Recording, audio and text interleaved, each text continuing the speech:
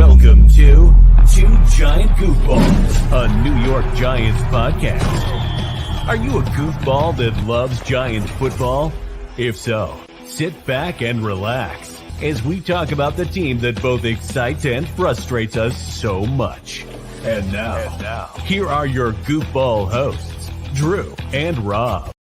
Welcome, fellow goofballs, to Two Giant Goofballs, a New York Giants podcast. I am Drew, joined as always by... Me, Rob. Let's talk about some good old-fashioned OTAs and another OTA. Woohoo! We got second to last one here, guys. They're starting to wind down, which means we start doing actual mini camps here all soon, which is great. And of course we have our rookie signing, rookies all signed here, so there's no worries as far as that. No drama there, unlike the Bears, which will still try to get their quarterback signed. Yeah. Womp womp. So all good news there. So we want to go over there with you guys. Everything going on there. Everybody's ooh and eyeing like crazy here over Malik Nabers today. So we're going to go over that with you guys as well here. Sterling Shepard on a new team, not a Giant any longer at any way, shape, or form. We're going to talk about Nick Sirianni's comments there. We mentioned it briefly the other day, but we're going to go into a little detail on it there. The Giants announced the first of the 2 weeks they plan on wearing those ugly, hideous uniforms. And Jalin Hyatt said something perhaps a little crazy today. So we're going to go into that there with you guys here.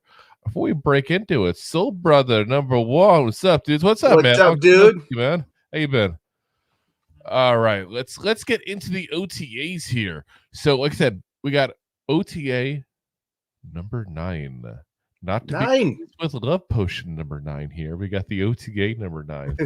And again, guys, we're running down to the end of the OTAs here. So they're getting a little more involved, a little more fresh, and they're a little more used to the playbook and what's going to happen here. So you see a little bit better, results there. So, the offense, it's funny because you look at like one time it's the defense, next time it's the offense, then it's the defense, then it's the offense. Like this was the offense's day, basically. They looked much better than the defense by all reports. They started out on 7-on-7 drills with Daniel Jones at QB. Who's 5 of 6. Not a bad percentage there. That's a pretty decent completion percentage. Yeah. But the 5 completions, 4 of them were touchdowns. That's a damn good percentage. Now, if we can just have that Daniel Jones in the regular season, we'll be very happy. I was going to say. First touchdown was to Jalin Hyatt, then to Malik Nabers, then again over to Jalin Hyatt, and then over to Wan'Dale Robinson. So you got the guys that will probably his main targets there all get the touchdowns too, which is good to see. In the team portion there, Drew Lock went 9 for 10, so he also had a damn good day there. Threw two touchdowns to Malik Nabers. That's 3 TDs for Malik Nabers today, guys, if you're counting at home. Later on, Lock threw also a touchdown to Isaiah Hodgins during red zone drills, and that's Hodgins zone. We talk about it all the time. Like he's kind of that tall wide receiver there that we have, so he's going to be that guy you're going to throw it up in the end zone too. Then you got, of course, Tommy DeVito threw a touchdown over to Allen Robinson, because you got to do that whenever you talk to Tommy DeVito. Hey, that's a good Gabadool. Gabagool over there, Lawrence Cager and John Jiles also caught touchdowns from Nathan Rourke. We talked before about Lawrence Cager going to have much more of an uphill battle making the roster this year. No offense to the other gentleman in that line that I just read there, but when you're getting touchdowns from Nathan Rourke and you're getting grouped in with John Jiles, that's not good for your long-term Giant future. No. Not trying to be cruel about it, just being honest, guys. These are the things, again, that for some reason people are like, ooh, we got a touchdown. Like, no, look who we got the touchdown from. That tells you where he's at in the depth chart. He's probably not going to be around. This is getting excited about Webb all over again. Yeah. Being the best quarterback in preseason. Oh, yeah. Preseason champion. Dane Belton, Jason Pinnock, and Jalen Mills all batted down passes there. Jordon Riley batted down one at the line. Boogie Basham could have had 2 sacks, one which would have been shared with DJ Davidson. Again, guys, when you hear the pass rush getting to the quarterback, we are blocking ourselves here. When we let Boogie Basham get 2 sacks, we just do. If that was a live NFL game, he would have doubled his career total probably. Like seriously, like This is not the guy that gets sacks. This is the guy that is just a big body that you hope can help stop the run. Like, that's not a good thing. Azeez Ojulari also forced a pretty quick throw there by getting into the backfield. Kayvon Thibodeaux messed up the timing for the QBs there multiple times as well. So, you got a lot of good, but again, guys, and listen, we've been trying to be optimistic about this offensive line, and I'm going to stay, I won't say optimistic at this point because the last couple of reports keep talking about people getting the backfield, but I'm not going to be fully negative. I'll put it that way. But it's getting a little scary that, again, you read between the lines of these reports, and they keep talking about guys getting in the backfield. Now, are they just trying to level out and give the defense some love because they don't want to just talk good about the offense and make the defense look bad? Or is there a problem here? And I don't know. I'm just saying it just seems like the last couple of OTAs, it's popping out more with guys in the backfield.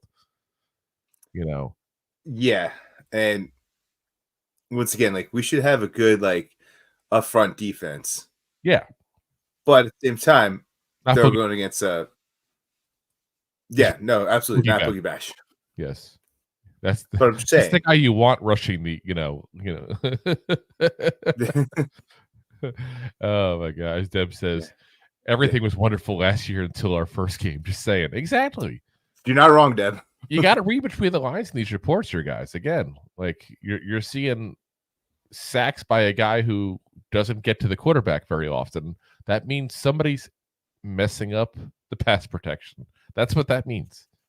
So, 100%. So we'll have to keep an eye on that there for you guys there. But like I said, it's the positive is that Daniel Jones looks very good, And again, I'm not expecting him to go 5 of 6 with 4 touchdowns in an NFL game, but build up his confidence, get him going back to the swing of things, get him ready for the regular season. Because again, guys, like it or not, he is our best option at quarterback. I may not like it, but that's the true statement. Yeah, you definitely don't like it. I don't. I admit it freely. I know. I like him get-go. personally. He seems like a solid dude, but I've seen enough. Unfortunately, I've seen enough, and I still have to watch more. It's almost like when you paid for a movie ticket, and the movie sucks, and halfway through you want to leave, but because you spent the $15, you're going to sit there and watch the end. And plus, you have half a bag of popcorn left, so you might as well. Oh, I can take the popcorn. Hold on, I'm not worried about that. Yeah. I'm just saying. That's what I feel like we're at now. Like, we've already seen it. We already see the movie sucks, but we have to finish watching it. Yeah. So just in case the end's really good. Yeah, exactly. You never know. You never know there. So plot twist. Isn't really a plot twist at this point. The plot twist is he's good all of a sudden. I was gonna say the plot twist. All of a sudden, we go to the Super Bowl. I would love this to be an M. Night Shyamalan thing. All of a sudden, it'd be spectacular. But again, the whole time it's been Chad Powers. Oh gosh, Eli comes out of retirement. All right, let's talk about the star of the OTAs here, because he is getting a ton of love here by a lot of Giants content creators, a lot of Giants journalists here, and that's the number 6 overall pick in this year's draft, Malik Nabers. And listen, guys, I get the love. I get it. Like, he's made some amazing plays. We just talked about the OTA from today earlier. 3 touchdowns on the day. I mean, anytime you do 3 touchdowns at a practice, you're doing something right. But the Giants are just blowing him up on social media and showing video. I'm seeing on YouTube content creator after content creator just gushing over Malik Nabers. And I get it. Like, the talent's there, guys. Don't get me wrong. Don't read this as me not liking him or Rob not liking him or both of us not. We like Malik Nabers. We think he's going to be a star receiver potentially in this league. And here's the quote then from Art Stapleton today. We have a lot of respect for a longtime Giants columnist, podcaster. Says, I have not seen a receiver have a practice like he did today since Odell. Wish I can give you more than words in the videos the team opts to put out, which I think we misworded. I think he meant like the video if the team opts to put it out. He said, jumps off the page, so to speak. If this were training camp, my word. Yeah, Art Stapleton is not a guy who hyperbolizes very often. Like, he's not the shock value kind of guy. He's not the Giants butt kisser. No, not in the least. So, but I mean, once again, like, what you're saying is absolutely true. Like, I mean, Art's not the guy that's going to fluff you up. No. It's also, once again, it's OTAs. Yeah. Well, you know what it is? I'm once bitten, twice shy, and this is a boy who cried wolf scenario here. And it almost scares me they're hyping him. Because who was hyped last year? Darren Waller. He's a freaking unicorn. He's amazing. He's the best thing ever. Wasn't horrible Exactly. in the regular season when he was healthy, but it didn't exactly light it up last year. You know. Yeah, I mean, last year, Trey Hawkins was the steal of the draft. He was an amazing player. He's going to be starting at corner. Who can't believe he made it to the 6th round. He looks amazing. 31 of the teams are going to be so upset they didn't get a chance to get him. He got benched rather quickly. Did not look that good in the season. I just, this is the hype stuff that just happens, I mean, you can go the opposite direction. 2022. Let's go back in the Wayback Machine to 2022. Daniel Jones had the worst OTAs he's ever had. By far. Like, they made it look like he was a steaming pile of poo in that training camp and that OTA. And then later on, it comes out that Wink and Dave were like effing with him, basically. And they were telling Wink to play to purposely, get at Jones and see what he's got mentally. So, you got to take a lot of this with the grain of salt. You really do. But you also got to wonder too. Like, we talked about how they like to fluff us. Did they say that after DJ came out and looked decent enough where they're like, he's going to be a definite starter from the next year? That we're going to say, like, yeah, we messed with him in OTAs. It wasn't that the offensive line and him were just not playing well. It's just, I mean, you also got to think about that too. But OTAs are definitely fluffs. Yeah, and like I said, I get worried now whenever I see a team brag about, this team brag about one of the players now, because that hasn't really come to fruition very often. But I think Malik Nabers is an amazing talent. Again, if you watch the videos that they are putting out there, again, they're pushing it a little too hard. It's like, you're trying too hard. I get it. Yeah. It's like, it's like that guy that sends chocolates and roses after one date. Like, I get it. You're trying too hard here. Like you're gonna scare her off. Like, that's what I feel like the Giants are doing with Giant fans right now. It's like, we get it. He's good. We get it. He looks good. We get it. He's making amazing plays in practice. But until you do it in the regular season, it don't matter. It don't matter. Like, it just doesn't. And I'm not going to keep buying into hype that the Giants keep trying to pump out there. I'm not. So I think Nabers is going to be a really good player. I'm not going to be shocked in any way, shape, or form if he's a 1,000-yard receiver his rookie year even. I'm not. But the more the Giants try to force feed me this, the more I feel like it's going to be like 600 yards. Yeah, like, why are you doing this? Like, that hasn't worked out well for you in the past. We've caught you in too many lies. We have trust issues now. Like, that's what I feel like is going on here. Hopefully I'm just, like I said, just at this point overly cautious because I feel like they've lied to us so much in these OTAs in the past. Yeah, just to be clear, you can buy me flowers on the first date and it'll work. Just to be clear, I would never be buying you flowers. Just you never know. But never say never. No, I say never. I say never. Don't you worry.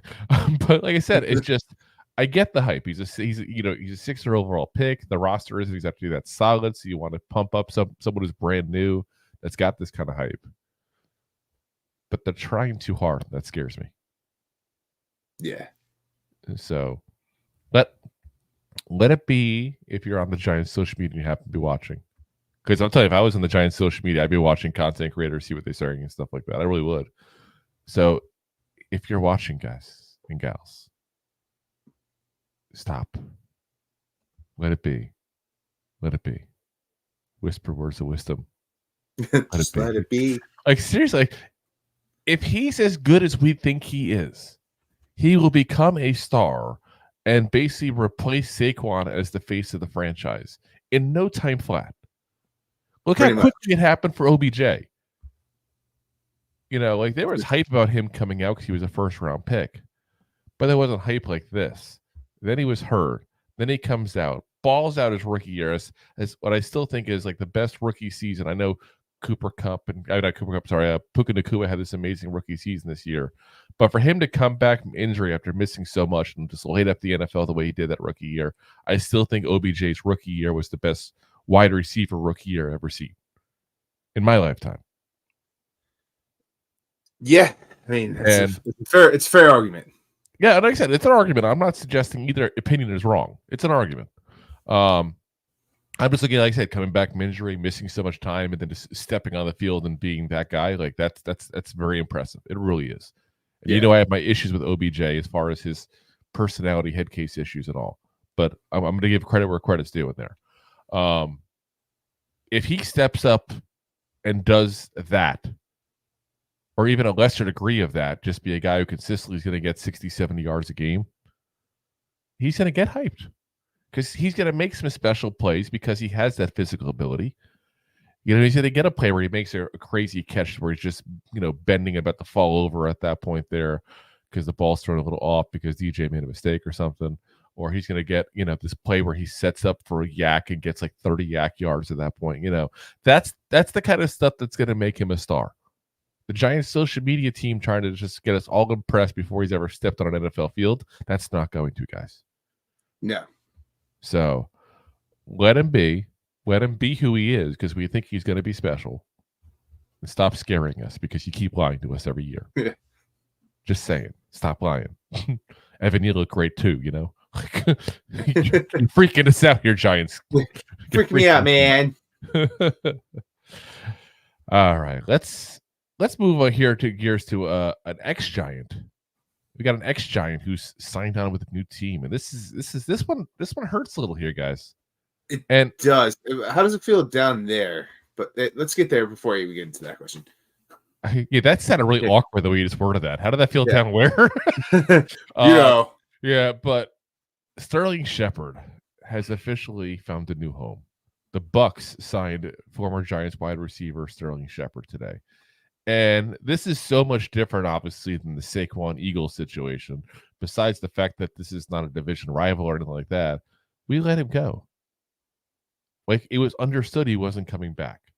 He hasn't been the same player lately. Last year, he barely saw the field. And let's be honest here. When you can't see the field with this roster, there's an issue. There's a big issue. That's a big issue. You know, but now he gets a chance for a fresh start in Tampa in what screams of Victor Cruz going to Chicago Bears. I'm sorry, it just does. This was exactly what I saw that reminded me of that. It really did. You know, so you know he's now officially a Buck, and we get to go what the Buck. I said Buck just for the record. Don't bleep me. It's a 1-year deal. He's reunited with Baker Mayfield, who was his college quarterback. Surely his senior year was Baker's actually first year starting at Oklahoma. So there's a little history there from back in 2015, which, believe it or not, is 9 years ago. I feel old. Why'd you have to bring that up? Yeah, I know, seriously, right? 9 years ago, like wide receivers room for the Bucs. I mean, they got the studs in Mike Evans and Chris Godwin. That's one of the issues this team had, though, is besides that, they really don't have that much. They really don't. I mean, their third best wide receiver last year was Trey Palmer, who we talked about him last offseason when we did the draft coverage there. We liked him as a late round pick and a depth guy, and that's what he was for them. He had about 400 yards receiving. Not bad for a rookie year for a mid-round draft pick. That's not bad at all. You know, now they got Jalen McMillan, who we liked out of Washington there as a rookie. So that's their top 4 depth piece-wise right now.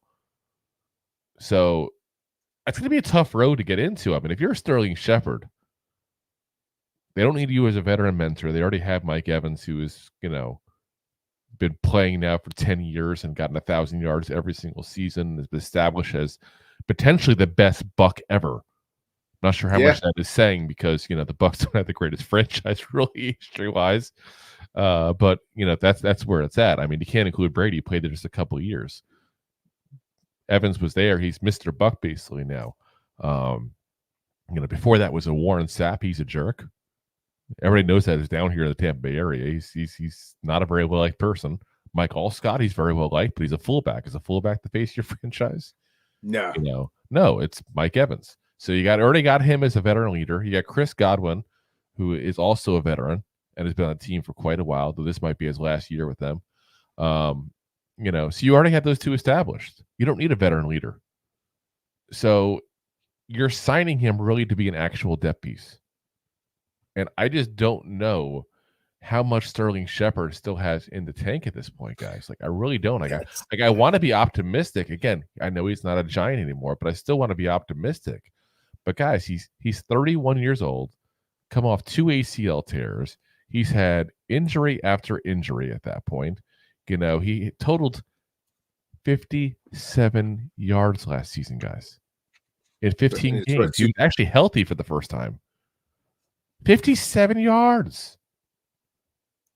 If you can't make it on the field with the Giants, I'm sorry. And again, I'm disrespecting our own team here, but it is what it is. It's the truth. It's time to hang it up. Yeah. It really is. And I hope that I'm wrong. I hope he gets another shot and gets to do something good there for Tampa.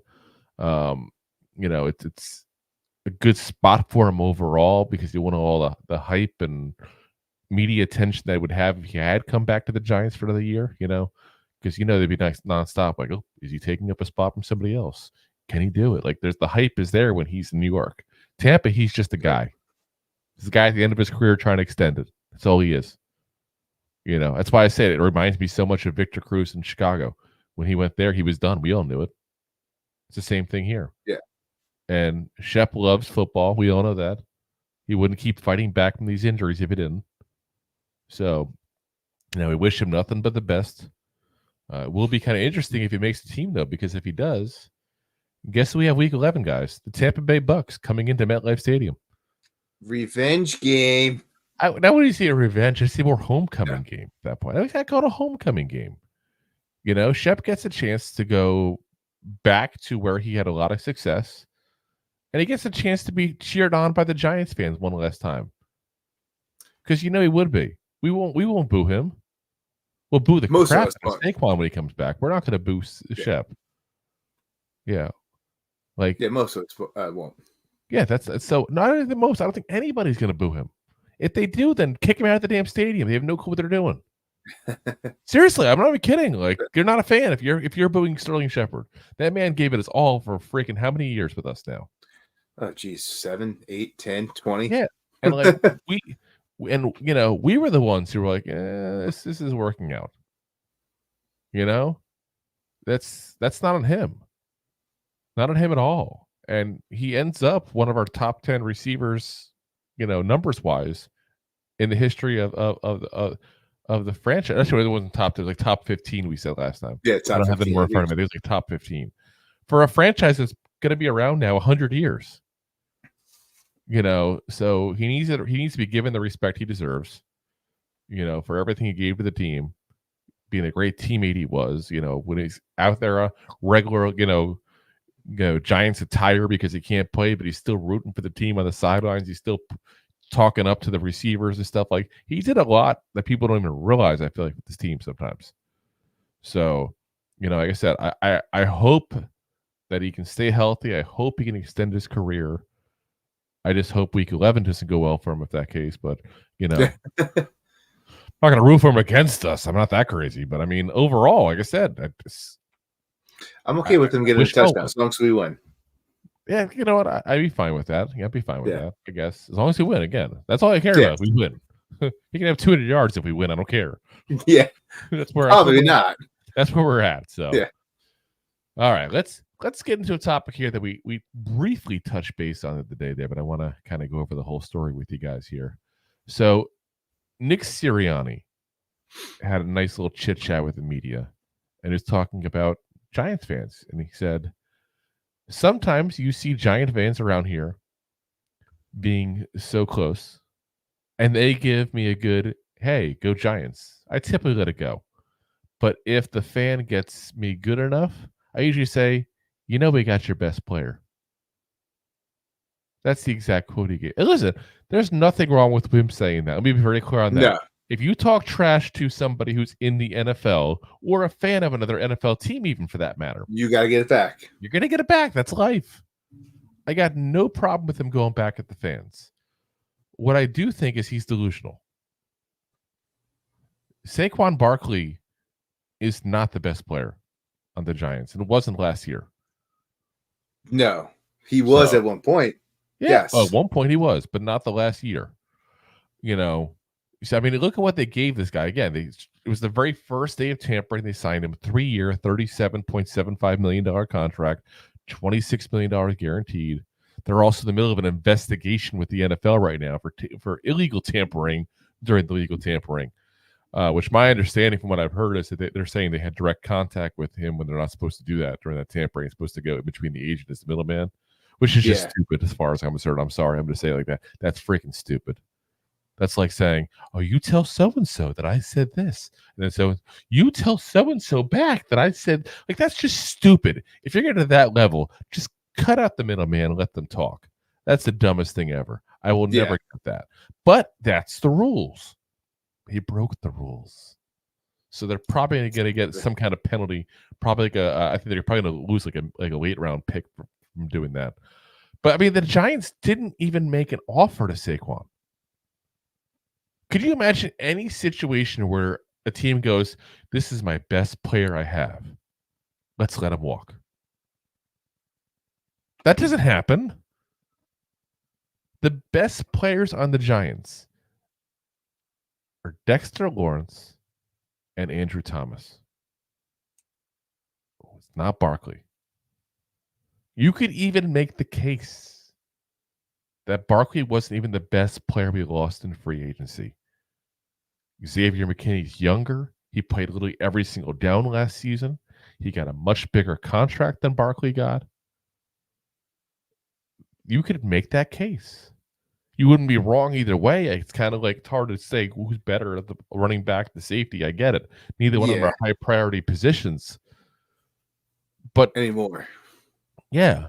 But like I said, if you're making that case, then you could potentially say McKinney, Thomas, Barkley, McKinney, Thomas, Dexter Lawrence, all better than Barkley in that scenario.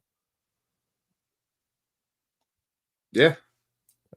Yes, that's what I'm saying. Like you're making cases for him being top 5 Giant, but definitely not the best. And again, I'm not trying to be just disrespectful because the guy left. Like, I definitely hold a grudge. I'm not going to hide that just because of who he went to. Should have gone to Houston. Don't be a jerk.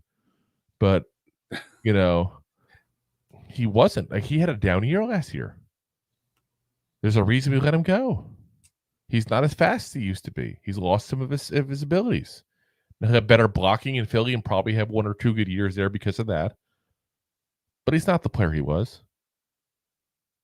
Yeah, so. Especially you gotta. Once you start losing that step, it's a snowball effect of how fast it's going to happen. Not everyone's Derrick Henry, who's like put some tread in those tires, and all of a sudden it's like, oh, look at that, they're bald, but they still run just as smooth. Got racing slicks at this point. Yeah, right. I'm surprised he's still going. Sir, you blew your sidewall out. How are you still going? These are not run flats. But it's like, you look at his tenure with the Giants. He's 4th overall in rushing yards, 5,211 yards, 7th in total yards, 7,311 yards. So you can sit there and say he's one of the best running backs ever to play for the Giants, and that'd be 100% accurate. He's played in 74 games as a Giant overall. During his time since he was drafted number 2 overall out of Penn State. And obviously he wasn't healthy for every single one of these games, but I'm just giving you the overall record since 2018. 34, 64, and 1. That's kind of bad. And I mean kind of, I mean extremely. Yeah. I was going to say, you're not even close to 500. Like, again, the Giants weren't close to 500 either. So, but that's where I'm getting at. Like, it used to be, and maybe it's just a change in the NFL, or maybe it's because Barkley is a little bit overrated to a certain degree potentially. And I don't mean that as like he's a bad player. He's a damn good player. I'm just not 100% sold at him being elite all the time. He has flashes that he goes elite. Like, 22, he was elite. Let's not 22, he was elite. His rookie year, he was elite. The rest of the years, you know, look how many teams, like you mentioned Derrick Henry a minute ago. Derrick Henry made the Titans good. You know, he was such a good running back that Ryan Tannehill looked serviceable. Being honest. It's brutally honest, but you're not wrong. I mean, did Barkley do that for us? Didn't carry Jones.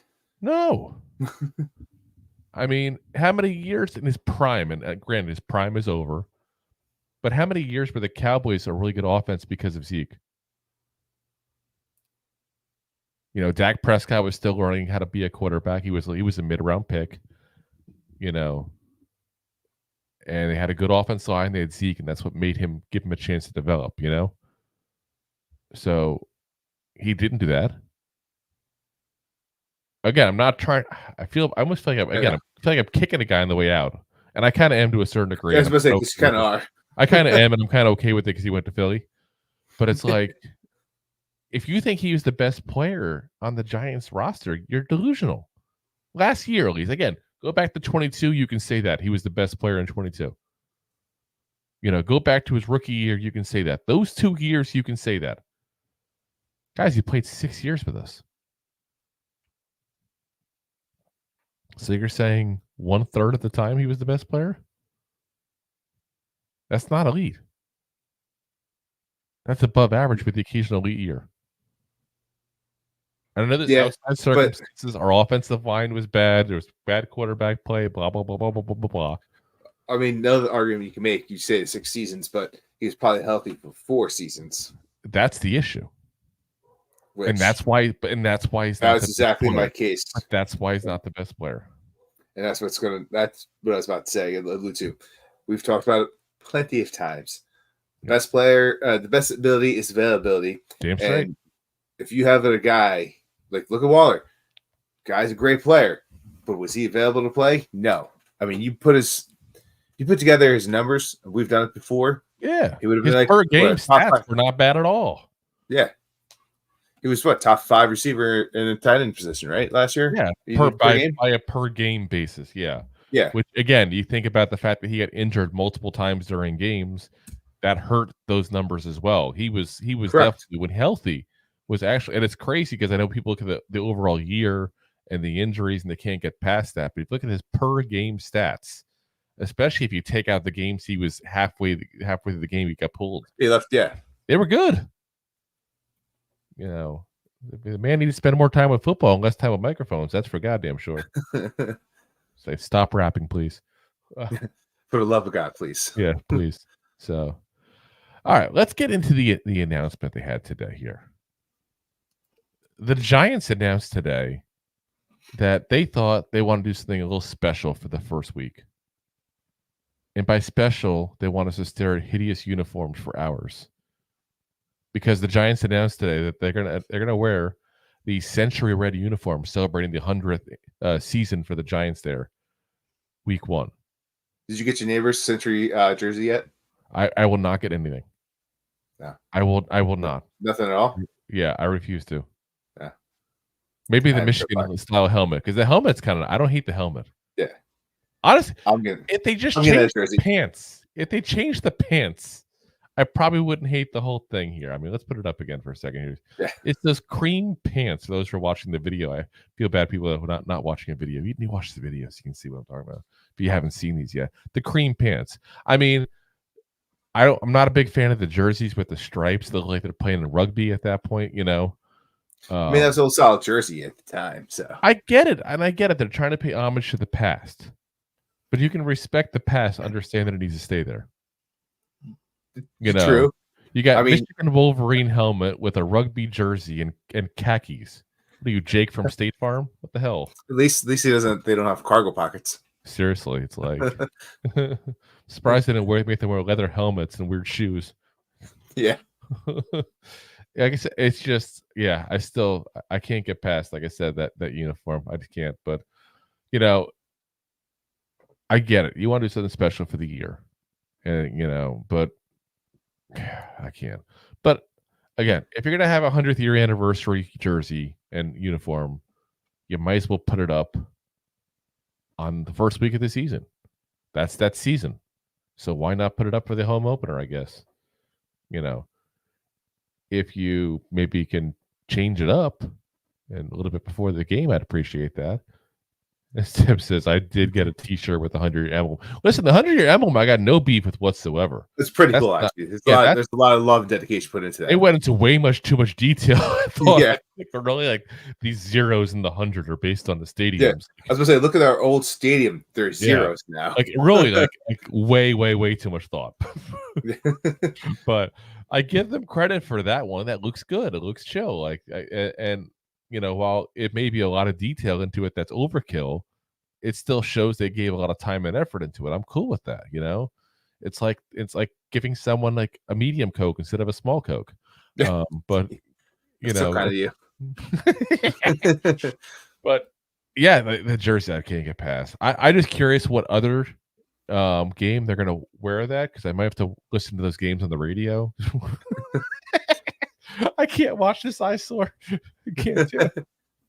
No, you know me. I'll watch it no matter what. It'll be a holiday game. Yeah, exactly. Yeah, I may have to drink a little more. If you squint, the uniform still looks so bad. All right, guys, we got one more item here for you guys before we wrap it on up here. A little shorter episode than usual, guys. Jalin Hyatt talking today about the Giants in the playoffs. That's why we had to put the Jim Moore in the image there. We had to put Jim Moore right there and there, because every time you think playoffs and ridiculousness, you go right to Jim Moore. Here's the exact quote that Jalin Hyatt gave today, because it's kind of blowing up on social media. He said, "Just looking at our team, looking at what we got for goals, I just want a team goal. We have a playoff team. That's what we do. That's our focus, and we're going to get there." Now, the snippet that everybody's going to is, we have a playoff team. And I get it. Like, that's not what he said fully, though. He said that's our goal. Like, we have a playoff team. We should get to playoffs. Like, what do you want a guy to say that plays for your team? Oh, listen, sorry, guys, we're going to suck this year. Hopefully next year's better. Like, what do you want him to say? Like, he's getting a lot of slack for it because it's a little crazy, because let's be honest, there's extremely low expectations around the league for the team. I mean, some experts are at least sitting there saying the Giants have one of the worst rosters, and I get it to a certain degree. We've talked about the holes before. Not sure as a third defensive lineman is, a little concerned about corner, offensive line being thrown back together for the 30th time here, it feels like. Having DJ come out of the tunnel and yet another season. I mean, like, there's a lot of question marks in this team. Don't get me wrong. But you still have Brian Dable, who we still have a ton of respect for as a coach. You still have good players. You still got Dexter Lawrence with Malik Nabers, if he's who we think he's going to be at that point, should be a stud. You still got Devin Singletary. It may not be Saquon, but he's still a good running back in this league overall, and tends to stay healthier.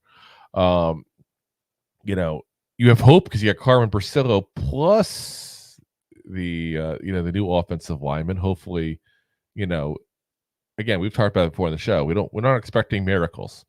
We'd like slightly below average to average. If we can get that, we'd be very happy. That's not crazy ridiculous to say. You still got Bobby Okereke, you still got Dexter Lawrence, you got Brian Burns, you got with him paired with Kayvon Thibodeaux.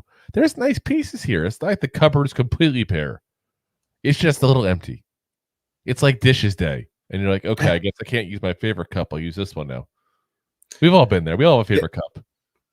It's a couple days before you have to go to the grocery store. Yeah. Like, you open up the fridge and like, okay, I got to figure out what to throw this in together. There's still food, but I'm not quite sure what to do with this. That's exactly where we're at. So, but I mean, like, people are acting like he's crazy. Like, do you really want your players to not have faith in the team? Like, I don't get why you would want that. Yeah, I'm excited to hear him say that. Hopefully we get 6 wins. Yeah, exactly. Like, what do you want? It's like it's legit like the perfect answer, because what it is like, hey, like, It's not him being greedy saying, I want 1,000 yards this season. Yes. Or I want to set records.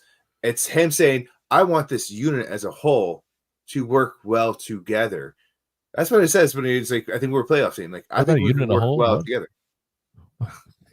You put the unit in the hole. Okay, just checking. Yeah. Yeah. I mean, look at the unit as a whole. But I mean, like, I think you're reading Jay's comment too much.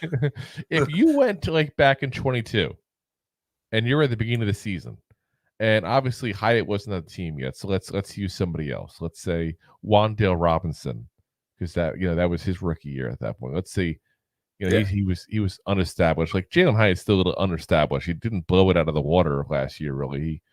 We talked about a minute ago about the Bucks and what they got out of Trey Palmer. Like if you look at the numbers, Palmer and Hyatt had kind of similar numbers. If Wan'Dale Robinson had said to us training camp of 22, this is a playoff team, people would have the same reaction they're having now. It might even be worse because we hadn't been a playoff team in so long at that point. Exactly. And what happened? We went to the playoffs. Exactly. We got to the playoffs. You never know what's going to happen, guys, till the season starts. If we get the DJ of 22, if Malik Nabers is as good as we think he is, if this defense doesn't miss a step by losing Wink at that point, and maybe the pass rush gets even better because we added Brian Burns, this could be a playoff team. I don't think it's going to be, but it's not insane to say it's a possibility. Yeah, I mean, it's not crazy to put it as a goal as a team. Like, why would you want to put an easy to achieve goal? That's not goal setting. Like, if anybody's ever been in sales or marketing or anything like that, like, no one goes, you know what? We're expected to do 2 sales a day. There's 30 days in a year. Our goal is 45. Like, that's not what you do. You go, no. We're supposed to do 2 a day. Let's do 65. Let's go for 3 a day. Yeah. Or get that extra. Yes. Whatever. An extra 1 a week. Whatever. You know what I mean? Like that. Is. But that's the way you're supposed to set goals. So, kudos to Hyatt for caring about a team goal. Kudos for him for, saying it correctly the way he worded it. If you use the entire quote that people aren't really using.